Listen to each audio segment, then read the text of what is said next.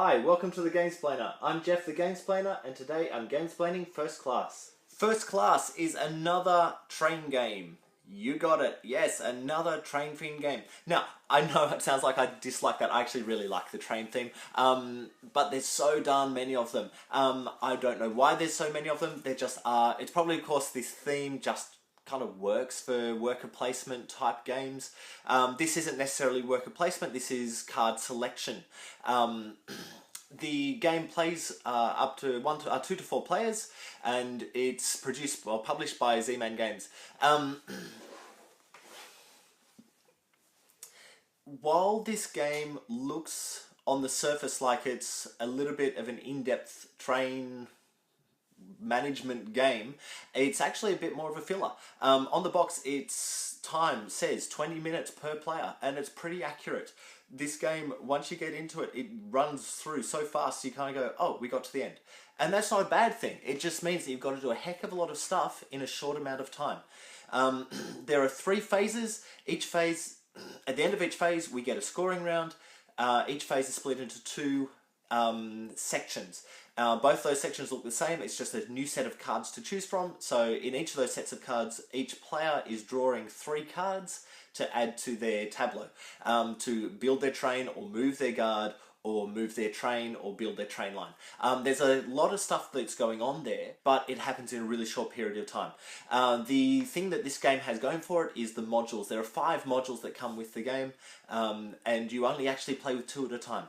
So that means that you've actually got some really good replayability.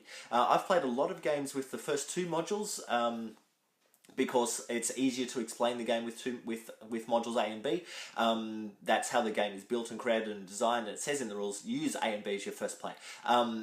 It makes it easier to explain to other gamers, but once you get those guys to play again, then you want to choose other modules to use, so you can get a real good round feel of the game. But so with those 5 modules, and only using 2 at a time, it actually gives you quite a good amount of replayability on the game. It does run through fairly quickly, so you can use it as a filler game if you wish, but it's a Euro-y, kind of almost meaty kind of filler game. I think one of the problems that this game has is it came out around the same time as Russian Railroads. I haven't done a games plan on that yet. I will do it very soon. It's just here, this guy here, Russian Railroads. They're both by Z-Man Games. They both came out near the same time, and they're both train-based games. So if you look at it and go, you could compare these 2 games, and that's exactly what I'm doing right now. I'm comparing these 2 games because they were around the same time, around the same theme. And when you do that, Russian Railroad comes out hugely above, and this one looks like just this waffly, piffly little game. But if you take it by itself and put it up against all of the little filler games, so this shelf of games here, or this shelf of games here, what you're going to find is it's really, really meaty and a really good game. I quite like this game. I want to play it more often than I do. But it's just you've got to find the niche with it. Where in your game night are you going to play this game? Is it a final game? Because it's probably not really a final game of the night, because yeah, while it is that kind of lighter fare, it's also got a little bit of a gamesplain on it, and you're going to have to go through some rules and explain some iconography to make the game happen. If you do it first off, also you've got the same problem. There's a little bit too many rules, but it can't be that main game because it's going to go through so quick. Depending on your group, you might find you get a couple of games out of it in one night, and that's cool. My group tends to just turn over games, so we'll play one once and then we'll move on to another one. So that's First Class. There's a lot going on with it. In essence, what you're looking at doing is building up your train and making it as nice as possible. There are points that are going to get scored every bonus, or every round, every scoring round, that is. So if you can get those points in during your first couple of turns, or during that first phase, you'll get the points for that section 3 times through the game. And that's really good. There's an element on the train line, so you build a train line up.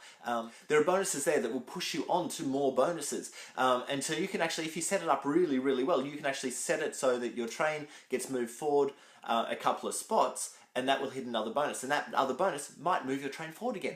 And as you move your train forward, you'll get more points, more and more points, and there's other bonuses that will come up. So if you can set that up early in the game, you're going to really shoot forward. It's felt like the going after the train line tactic in some of my games has been the largest benefit. But in my 3rd video, I've discovered that the second tactic that I took in that, because I took 3 different tactics, the second tactic actually came out on top with the higher points. And that one was about upgrading the carriage and moving the guard across so you get the points off those upgrades. So I actually think it's probably a fairly well balanced game if you can find the way to actually enable the most points to come in as early as possible, because they're going to just accrue through time. That's probably enough about First Class. I'll let you go on and watch videos 1, 2 and 3.